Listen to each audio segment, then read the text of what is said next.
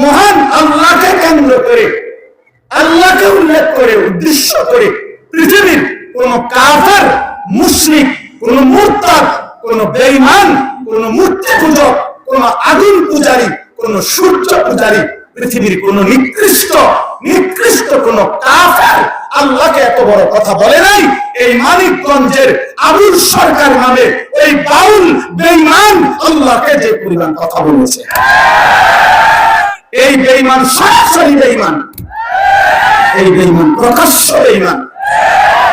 আল্লাহর নবী সাল্লাল্লাহু আলাইহি সাল্লাম বলেন, এটা খুব গুরুত্বপূর্ণ যুবক ভাই, নওজোয়ান ভাই, তোমরা শোনো। আব্বা, মোবাইলে রাত্র নাই দিন নাই, নারী দেখো, ছবি দেখো, বাদ্যের তালে, গানের তালে, নৃত্যের তালে, আর এই হারাম আড্ডা। আর বয়স্ক মাঝ বয়সীও যারা চা দোকানে বলেন আর ঘরে বলেন, টেলিভিশনে যারা নায়িকা গায়িকার নাচ দেখেন, গান দেখেন, বাদ্যের তাল দেখেন, বাদ্যযন্ত্রের ঝংকার শুনেন কানে, তো আল্লাহর কসম, আল্লাহ তাআলা বলছে, এমন আসর যারাই জমায়, আমি আল্লাহ তাদের জন্য নিকৃষ্ট আযাব রেখেছি, অপমানকর আযাব রেখেছি। তো আল্লাহর নবী সাল্লাল্লাহু আলাইহি সাল্লাম বলেন, শেষ জামানায় লা ইয়াকুনু ফি উম্মতি, শেষ জামানায় আমার উম্মতের উপরে আসবে তিনটা বড় বড় আযাব। কয়টা? আর 5টা মিনিট এদিক সেদিক তাকায় না, 5 মিনিট সময়। শেষ জামানায় আসবে তিনটা বড় বড় আযাব। 1 নাম্বার, খাসফুন, আমার উম্মতের বহু লোককে জীবন্ত মাটিতে ধসিয়ে ধ্বংস করে দেওয়া হবে। 2, কাসফুন, আমার উম্মতের বহু মানুষকে জীবন্ত পাথরের বৃষ্টি বর্ষণ করে শেষ করে দেওয়া। 3, মাসখুন, আমার উম্মতের বহু মানুষকে রাত্রিবেলা, দিনের বেলা মানুষের আকৃতি ছিল, কিন্তু আল্লাহ তাআলা চেহারা বিকৃত করে জানোয়ার এবং পশুর আকৃতি দিয়ে দিল। খোদার কসম, এটা হাদিস, বিশুদ্ধ হাদিস। আপনি যদি দেখতে মন চায় হাদিস সনদ, হাদিসের ইবারত, আমার কাছে গেলে আমি লিখে দেব। আল্লাহ নবীকে জিজ্ঞেস করছে, ইয়া রাসূলুল্লাহ, এই তিনটা আযাব কখন আসবে? ভূমি ধসিয়ে দেওয়া হবে, পাথরের বৃষ্টি বর্ষিত হবে, চেহারা বিকৃত করে জানোয়ারের আকৃতি বানিয়ে দেওয়া হবে, কখন? তো নবীজি বলছেন, ইজা যাহারাতিল কায়নাত ওয়াল মাআজিফ, যখন গায়িকা, গানের আসর, বাদ্যযন্ত্র বেড়ে যায়। ওয়াস্তাহাল্লাতিল খামরা, মানুষ হালাল পানির মতো অবাধে মদ, নেশা পান করতে থাকে। আল্লাহ রাসূল বলছেন, তখন হয়তো কাউকে মাটি ধসিয়ে দেওয়া হবে, কারো পাথরের বৃষ্টি বর্ষিত হবে, কারো চেহারা বিকৃত করে জানোয়ারের আকৃতি বানিয়ে দেওয়া হবে। আল্লাহ আমাদেরকে হেফাজত করে, আল্লাহ আমাদেরকে মাফ করে। অতএব আজকে এতটুকুই খোলাসা কথা, আমার বন্ধু, আমার ভাই।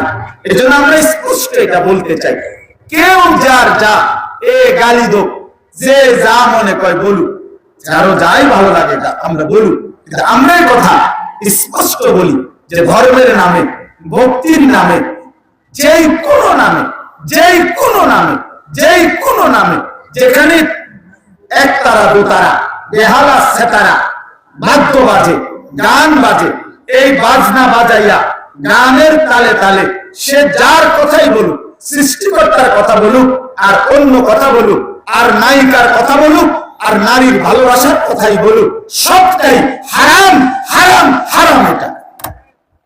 এটা হারাম, এটাই হারাম। পূর্ববর্তী মনীষীগণ, যেই সমস্ত মনীষীদের জীবনীতে বলা হয় ওনারা ভক্তিমূলক গান শুনতেন, তার সুনির্দিষ্ট ব্যাখ্যা মুহাদ্দিসিনে কেরাম, পূর্ববর্তী বুজুর্গানে দ্বীন, উলামায়ে কেরাম, তার সুনির্দিষ্ট ব্যাখ্যা কিতাবে আছে, সেটা জেনে নেওয়াই উচিত। এজন্য আজকে আমি কিশোর ভাই, যুবক ভাই, প্রত্যেকের কাছে, আপনারা অনেকেই শুনছেন, সারা দেশের উলামায়ে কেরাম, ইমানদার, তৌহিদি জনতা, বিবেকবান প্রত্যেকটা মুসলমান একটি ঘটনায় খুব বেশি বেদনা হতে হয়েছে। শোনেন মিয়া, এই আসমান সৃষ্টির পর থেকে পৃথিবীর প্রথম মানুষ থেকে আজকে পর্যন্ত পৃথিবীতে বহু মানুষ বহু কুফরি করছে, শিরিক করছে, আল্লাহ তাআলার হুকুমের নাফরমানি করছে, কিন্তু আল্লাহকে লক্ষ্য করে, মহান আল্লাহকে কেন্দ্র করে, আল্লাহকে উল্লেখ করে, উদ্দেশ্য করে পৃথিবীর কোন কাফের, মুশরিক, কোন মুরতাদ, কোন বেঈমান, কোন মূর্তি পূজক, কোন আগুন পূজারী, কোন সূর্য পূজারী, পৃথিবীর কোন নিকৃষ্ট কোন কাফের আল্লাহকে এত বড় কথা বলে নাই। এই মানিকগঞ্জের আবুল সরকার নামে এই বাউল বেঈমান আল্লাহকে যে পরিমাণ কথা বলেছে,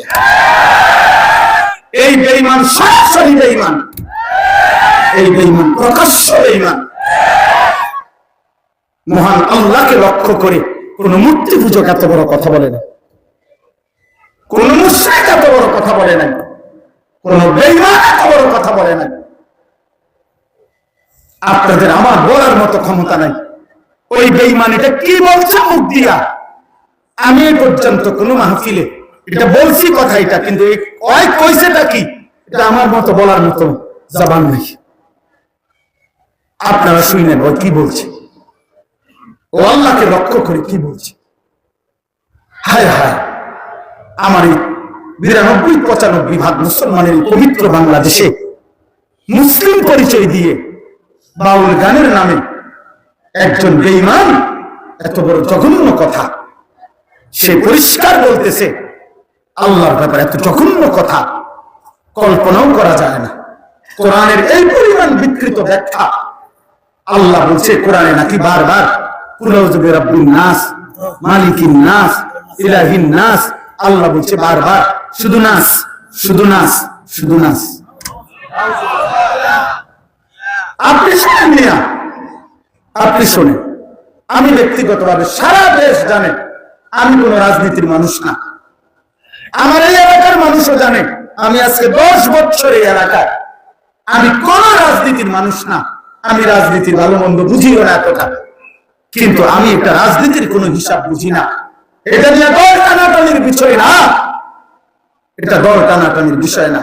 অন্য বাউল কি বলছে না বলছে এটা তাদেরও ব্যাপার না, বাকিদের বিষয় না। এটা শিরকিরা কি বলছে সেটা তাদের বিষয় না। কিন্তু এই বেঈমান আবুল সরকার নামে যে বেঈমান, যে মুশরিক আল্লাহকে বিদ্রুপ করেছে, এর ফাঁসি, এর ন্যায্য বিচার, এর রাষ্ট্রীয় বিচার বাংলার জমিনে হতেই হবে না, এটা হতেই হবে।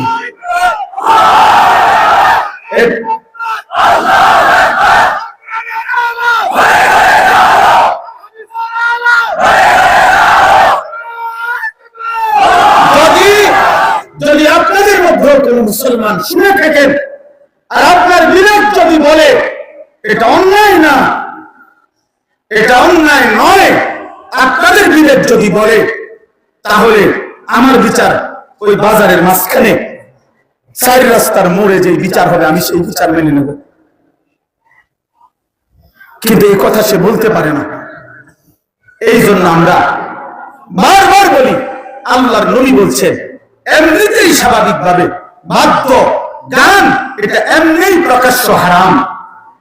সেখানে এই বেঈমান বাংলাদেশে আপনার সারাটা জীবনে এই বেঈমান, তার পিছনের অসংখ্য ভিডিও ক্লিপস খবরের কাগজে অনলাইনে আছে, যেখানে প্রতিনিয়ত যখনই ক্ষমতা বদলাইছে, যখনই যে ক্ষমতায় আসছে তার দালালি করে এই দালাল জীবনটা পার করছে। এ সুনির্দিষ্ট কোন দলমুক্ত লোক না, এ আজীবন দালাল। এক দালালরা বলছে তুমি বারবার দল বদলাও, কা কয় না আমি কোন সময় দল বদলাই না, বরং সরকারের মধ্যে ক্ষমতায় বিভিন্ন দল বদলাইয়া যায়, আমি প্রত্যেকবারে যে দল ক্ষমতায় আমি এই দলের দালাল। বুঝলেন না? মূলত আমি নৌকাও না, দানের শীষ না, আমি মূলত দালাল, আমি মূলত দালাল, ওই মূলত দালাল। এই জন্য আপনাদের কাছে বললাম এটা আমাদের ইমানের দাবি, আমরা এর প্রতিবাদ করতেই হবে, আমরা এর বিরুদ্ধে বলতেই হবে। এটা যদি কেউ বলে হুজুররা এইভাবে প্রতিবাদ করছে কেন, তো তুমি বলো কিভাবে প্রতিবাদ করতে। আমার আল্লাহকে বিদ্রুপ করলে মুমিনের কলিজায় লাগবে না? আমার রাসূলকে প্রতিবাদ করলে মুমিনের কলিজায় লাগবে না? আমার কোরআনকে উপহাস করলে কুল আউযু বিরাব্বিন নাস, এটা আপনাদের বিবেক বলে এটা আল্লাহ নাসকে বলছে? তো এটা কি বলবো? ও কি বলবো এটা? আল্লাহ তাআলা আমাদেরকে মাফ করে দেন। অতএব আমি কিশোর ভাই, যুবক ভাই, আমরা প্রত্যেকের জায়গা থেকে আমরা আজকের এই মাহফিলও এই কথা ঘোষণা করলাম, আমরা এমন নিকৃষ্ট বেঈমানের আমরা সর্বোচ্চ শাস্তি দেশের সর্বোচ্চ প্রশাসনের কাছে জোর দাবি জানালাম। আর আমাদের সমস্ত কিশোর যুবক ভাই, দোস্ত আমার, বন্ধু আমার, নওজোয়ান সাথী আমার অনুরোধ, গান, বাদ্য, গায়িকা, নর্তকী, মোবাইলের আসক্তি আর জোর করে বন্ধু আমার, আমি বললাম আমার প্রিয় ভাই, আমার প্রিয় সন্তান, তুমি ছেড়ে দাও আব্বা। নারী তোমারই সুখ দিবে না, মোবাইলের নর্তকী সুখ দেয় না রে বাপ, সিনেমার নর্তকী সুখ দেয় না। রাস্তার বেপর্দা নারীর কাছে সুখের কোনো কিছু নাই, যা ছিল ও তো রাস্তাতেই দেখাই দিছে, অতএব বেপর্দা নারীর কাছে সুখ মেলে না, যন্ত্রণা মেলে। আল্লাহ আমাদেরকে হেফাজত করেন। আজকের এই মাহফিলকে আল্লাহ কবুল করে নেন।